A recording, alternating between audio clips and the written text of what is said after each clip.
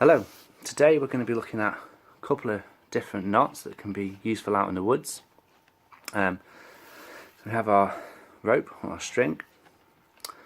First knot we're going to look at is called a reef knot. You use that to join two ropes of equal thickness together. It's a really simple and secure knot. Very simply, you've got a right side and a left side, and you're going to take the right side and place it on top of the left, and then take the right side underneath like so. Then you're going to get the left side and put it on top of the right side, and again twist it underneath and pull. If you've done it correctly, it will make a little figure of 8 like that, and the tighter you pull it, the tighter it gets.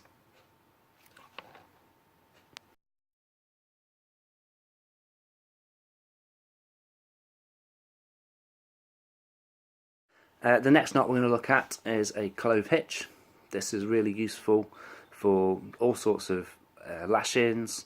It's also used a lot in climbing to attach the rope to harnesses and things.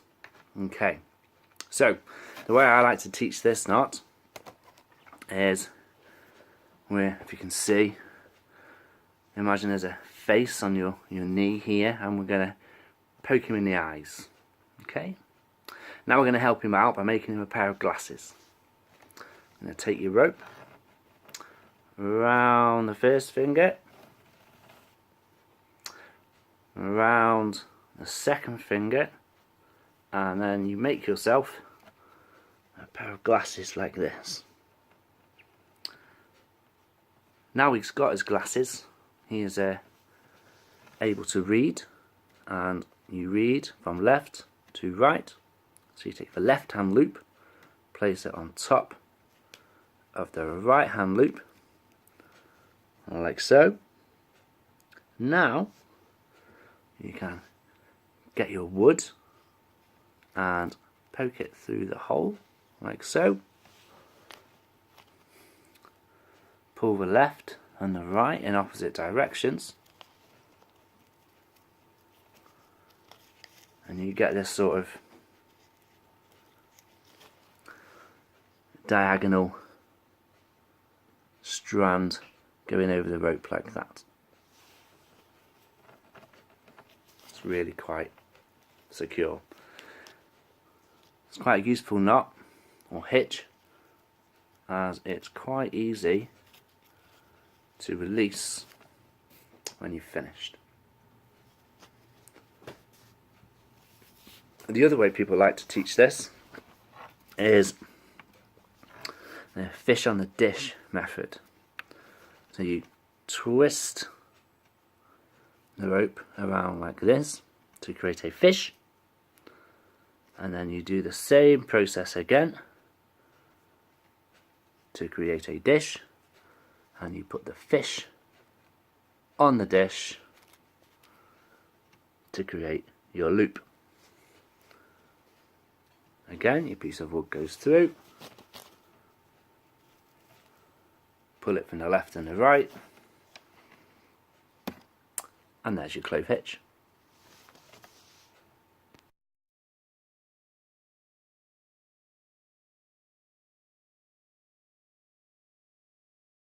Okay, this time we're going to have a look at another hitch. It's called the half hitch. It's really useful as a starting point and as a component part in many other types of knots.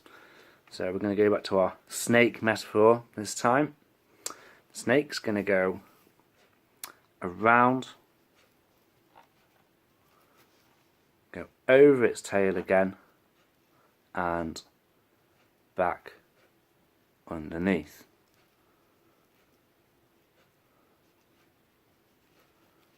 Like so. It will hold temporarily, but if pulled in the wrong direction it comes apart quite easily, which is why it's a component part of many other knots rather than a knot just by itself.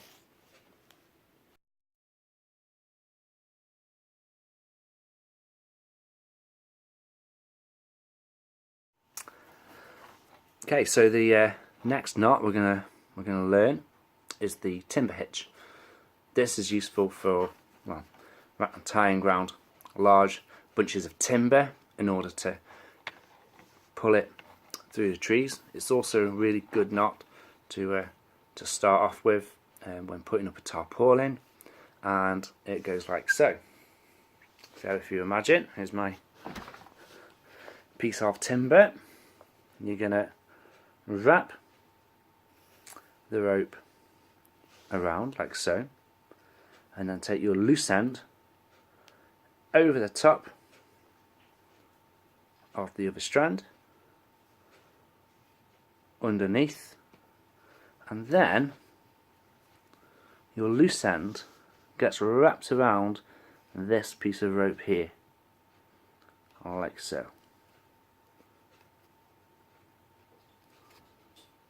And as you pull it tight,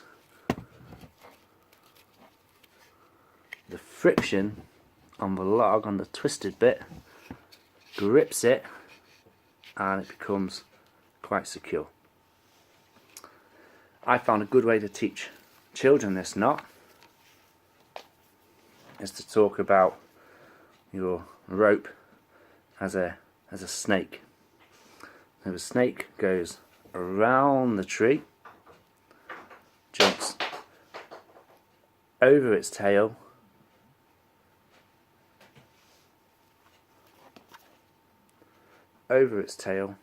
and back under, and then his head twists around his body. Again, pull it tight, nice and secure.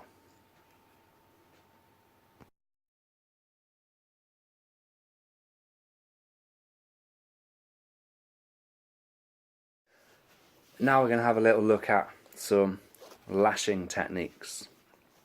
So the first one we're going to do is a shear lash, and that is when you're lashing two pieces of wood next to each other like so. Really useful for building shelters and stands to cook on and all kinds of things like that. So the first thing we need to do with our rope, we're going to do a clove hitch. So there's your fish, there's your dish, fish on your dish, and over the top of your first piece. Now we're going to bring in the second piece, and literally the next step just involves wrapping it round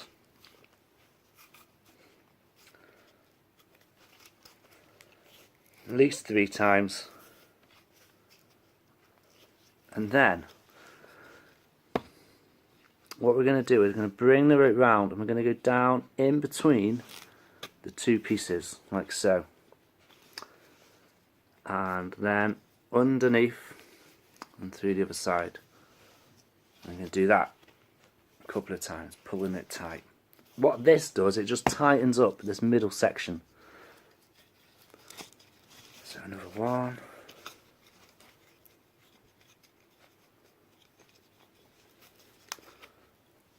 2. Ideally you want to do it another couple of times, but with the length of my rope I don't think I'm going to be able to. So now we need to finish it off. Now you can either use another clove hitch on one of these pieces, or if you've got ends loose like this, simple reef knot, right over left, left over right will suffice. And there's your sheer lash. Now you can now separate those as well. As you can see, that's why it's good for shelters and things, because you can now rest another piece over the top. And if you've got several of those, you can make quite a secure little structure.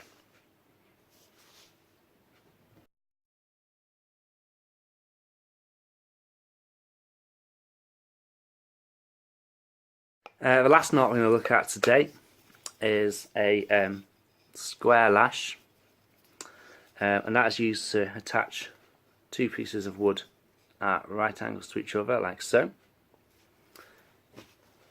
Start again with a clove hitch.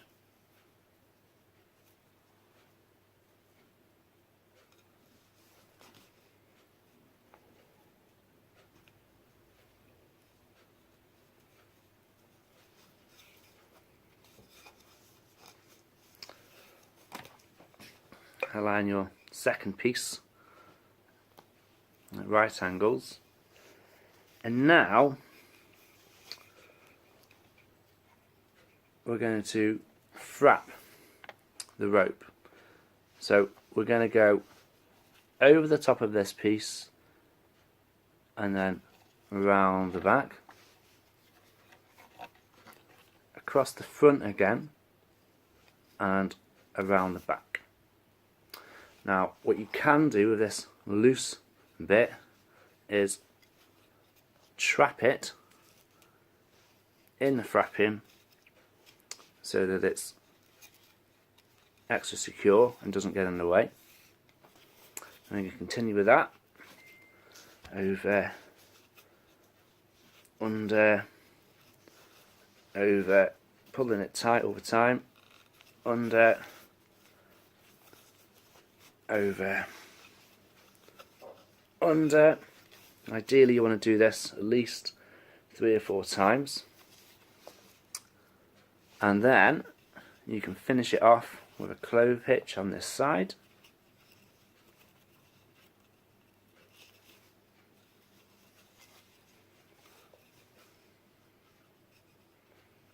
Like so. Put off your loose ends, and then you have a nice secure right angular piece that you can use as parts of dens and shelters and other kinds of structure, like so.